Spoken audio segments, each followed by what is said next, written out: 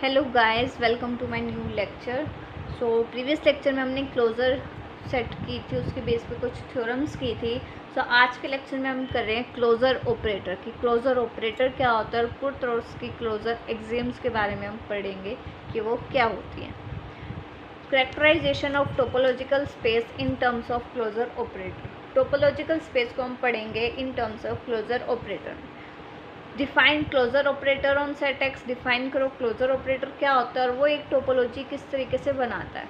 या फिर state and establish कुर्तोर्स की क्लोजर एक्सियम। सबसे पहले हम डिफाइन करते हैं कि क्लोजर ऑपरेटर होता क्या है। Let X be a non empty set and C be a closure operator on X such that C from Px to Px satisfy the following axiom।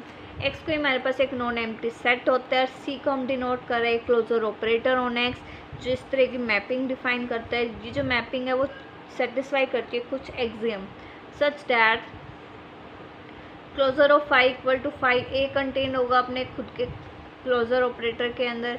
Closure operator of A union B equal होगा closure of A union C of B. C of A equal होगा C of ए के। ये चारों property वो satisfy करता है। Okay, ये हमें प्रूफ नहीं करनी है, चारों प्रॉपर्टी वो सेटिस्फाई करता है, ये हमें गिवन है। For all subsets A and B of X, हर एक उसके एक्स के सबसेट के लिए। तो उधर एग्जिस्ट करती है एक unique topology tau on X such that for each A contain in X closure operator of A equal to A closure. इधर जो सी है वो क्लोजर ऑपरेटर है और ये है ए क्लोजर। ओके, सी जो इधर सारा डिनोट हुआ है वो क्लोजर ऑपरेटर को डिफाइन करता है। डेफिनेशन में गिवन है कि C be a closure operator on X. Okay, अगर क्लोजर ऑपरेटर जो ये है जो चार प्रॉपर्टीज सेटिस्फाई करता है तो उधर एक यूनिक टोपोलॉजी डिफाइन होती है एक्स के ऊपर सच दैट वो ए कंटेन होगा एक्स के अंदर, सच दैट कि ए का क्लोजर ऑपरेटर इक्वल होगा ए के क्लोजर के ही इक्वल। ये चीज़ हमें इधर प्रूफ करनी है। ये थ्योरम थोड़ी सी लेंथी है, बड़ी है, लेकिन इजी भी है। इन्हीं चार प्रॉपर्टीज़ का हम यूज़ करेंगे जो भी हमने पीछे पढ़ी है। सो एक एक पॉइंट को आप ध्यान से समझिएगा। सबसे पहले हम एक टोपोलॉजी डिफाइन करेंगे। इधर let F equal to A content in X such that C of A equal to A. जहाँ भी सी आएगा वो एक क्लोजर ऑपरेटर है। Okay, let tau is equal to a contained in x such that a closure a complement belongs to f। Sorry, ये complement है, एक complement belongs to f। Tau के अंदर x के वो सबसेट आते हैं जिनका अगर मैं कॉम्प्लीमेंट करूँ तो वो f में आए, जिनका अगर मैं कॉम्प्लीमेंट करूँ तो वो f में आए। और f कैसा सबसेट है? f के अंदर वो सबसेट आते हैं जिनका क्लोजर ऑपरेटर पे लगाऊँ अगर मैं किसी सेट पे तो वो उस सेट के इक्वल आ जाता है। ओके, हम इसके अंदर क्या करेंगे, नॉर्मली हम कोई एलिमेंट टो में दिखा देंगे और वो टो में है तो डेट मीन्स एफ में है, वो एफ में चला गया तो इसका मतलब वो इस प्रॉपर्टी को सेटिस्फाई कर। ओके, हम हर एक पॉइंट के अंदर ये करेंगे। ठीक है, अब सबसे पहला जो हमारे पास पॉइंट था अभी तक, सबसे पहला हमारे पास गिवन था कि closure of phi equal to phi. इधर सी मैं बोल दूँगी, आप समझ जाना कि सी का मतलब है closure operator, not closure only. Okay, ये हमें गिवन है बाय एक्सियम 1।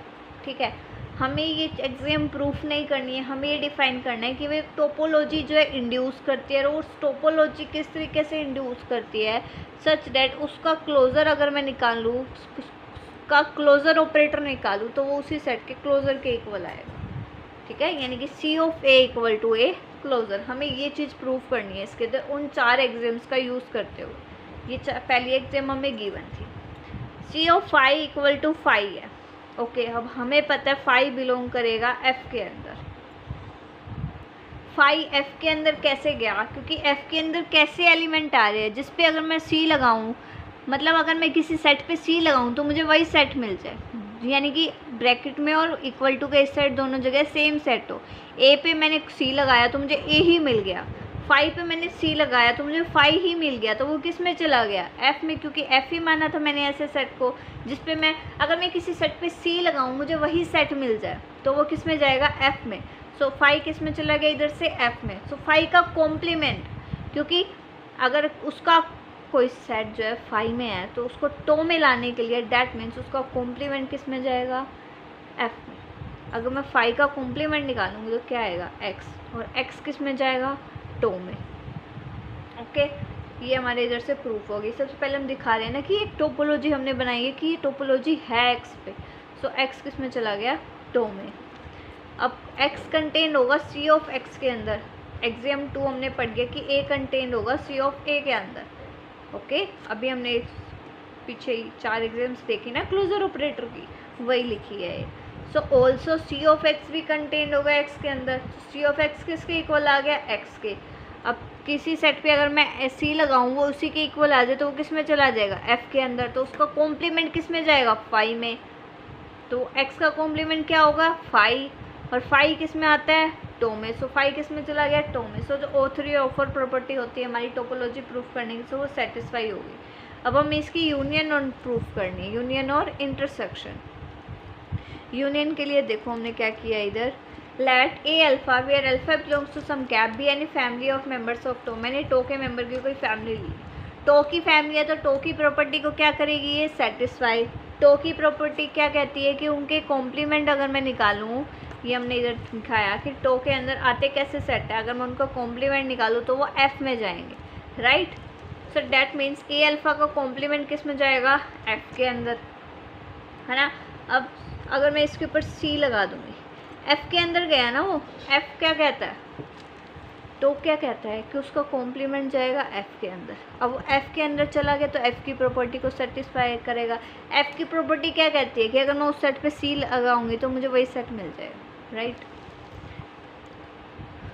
टो का मेंबर लिया, टो के मेंबर की प्रॉपर्टी के अकॉर्डिंग उसका कॉम्प्लीमेंट एफ में जाएगा। एफ में चला गया तो एफ की प्रॉपर्टी को सेटिस्फाई करेगा। डैट मीन्स अगर मैं उस पर सी लगाऊँ तो मुझे वही सेट मिल जाएगा। अब हमें शो करना है कि उसकी यूनियन जो होती है वो बिलोंग करती है टो में। We show that union of A alpha belongs to tau. That means अब उसका कॉम्प्लीमेंट किस में जाएगा, एफ में, है ना। सो अगर कॉम्प्लीमेंट यूनियन हटाऊंगी अगर इधर से मैं, तो इंटरसेक्शन हो जाएगी ए अल्फा का complement belongs F. By axiom 2 हमें पता है कि ए कंटेन होता है सी ऑफ ए के अंदर, ठीक है। सो हमने जो अभी पीछे दिखाया कि इंटरसेक्शन ए अल्फा का कॉम्प्लीमेंट बी जो इधर से इसके सी के अंदर कंटेन हो जाएगा एक्सियम का यूज़ करते हुए, उसको मान लिया हमने equation first. But intersection A alpha का कॉम्प्लीमेंट वो कंटेन होगा ए अल्फा के कॉम्प्लीमेंट में। अब मैं कोई ए अल्फा का इंटरसेक्शन करूँगी तो वो खुद के अंदर ही तो कंटेंट होगा ना। दोनों साइड क्या ले लिया मैंने, क्लोजर सी, यानी कि क्लोजर ऑपरेटर, दोनों साइड सी अप्लाई किया इस इक्वेशन पर मैंने। C of intersection A alpha का कॉम्प्लीमेंट कंटेन हो गया ए अल्फा के कॉम्प्लीमेंट के अंदर, because C of A alpha का कॉम्प्लीमेंट किसके इक्वल होगा, ए अल्फा के कॉम्प्लीमेंट के इक्वल। सी ऑफ ए किसके इक्वल होगा, ए के अंदर, है ना, ए के इक्वल। तो इधर आ गया ए अल्फा का complement. C intersection A alpha का कॉम्प्लीमेंट इसके इधर से कंटेन हो गया फर्स्ट इक्वेशन से, वो इसके अंदर कंटेन्ड है। अब उसकी इंटरसेक्शन दिखा दी हमने, उसके अंदर कंटेंट। तो इन दोनों की इक्वेशन से जो वो इक्वलिटी प्रूव होगी कि C of intersection A alpha का कॉम्प्लीमेंट जो है वो इक्वल है इंटरसेक्शन ऑफ ए अल्फा के कॉम्प्लीमेंट में। ये दोनों इक्वल हैं, सी ऑफ ए इक्वल है ए के, तो वो किस में चला गया, एफ में। अब मुझे होल का कॉम्प्लीमेंट लिखना है तो इंटरसेक्शन की जगह क्या आ जाएगा, यूनियन भी किस में चला गया, एफ में। अब उसकी यूनियन का कॉम्प्लीमेंट एफ में है, डैट मीन्स वो सेट किस में चला गया हमारा, इधर से टो में। तो इधर से हमने यूनियन प्रूफ कर दी कि उसकी टो में। अब हमें प्रूफ करना है कि उसकी इंटरसेक्शन भी टो के अंदर है। इंटरसेक्शन के लिए हम लेके चले A1 और A2 टो में है, तो उनका कॉम्प्लीमेंट जाएगा एफ में। ओके, हमें पता है सी ऑफ ए इक्वल होता है ए की, यानी कि अगर इस पर सी लगाऊंगी तो मुझे यही मिल जाएगा, और इस पर मैंने सी लगाया तो ये मिल जाएगा।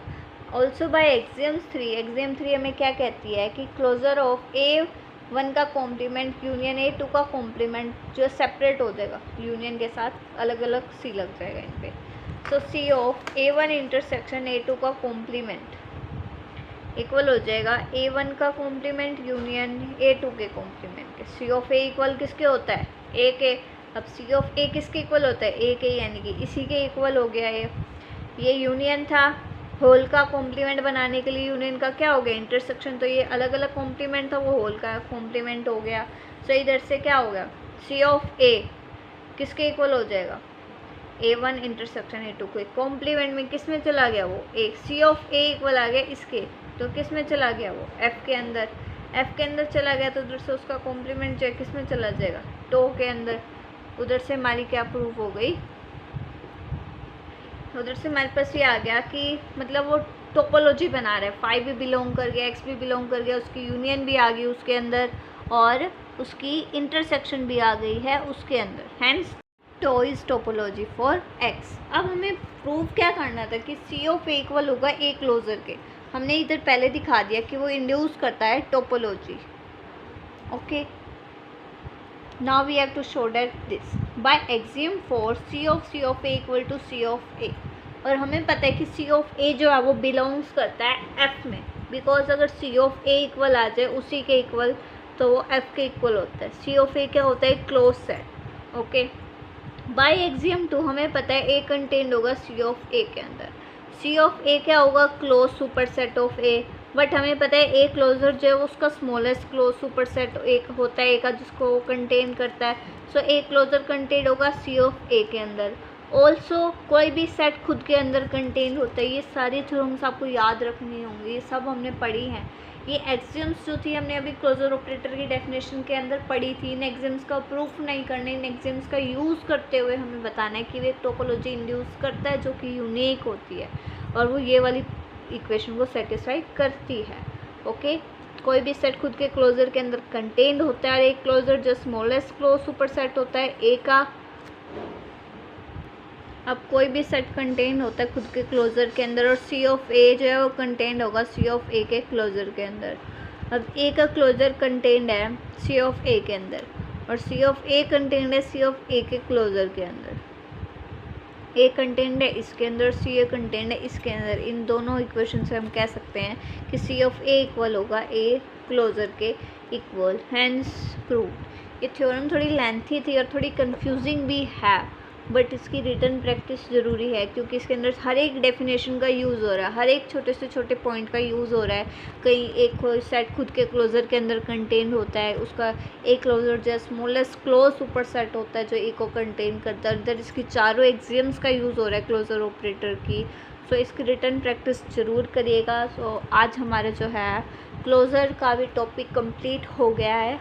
तो नेक्स्ट टॉपिक हम स्टार्ट करेंगे कुछ पॉइंट्स को लेके, जैसे डेंस सेट होता है और कंडेंसेशन पॉइंट, आइसोलेटेड पॉइंट। ये सब पॉइंट हम डिस्कस करेंगे कि ये क्या होता है।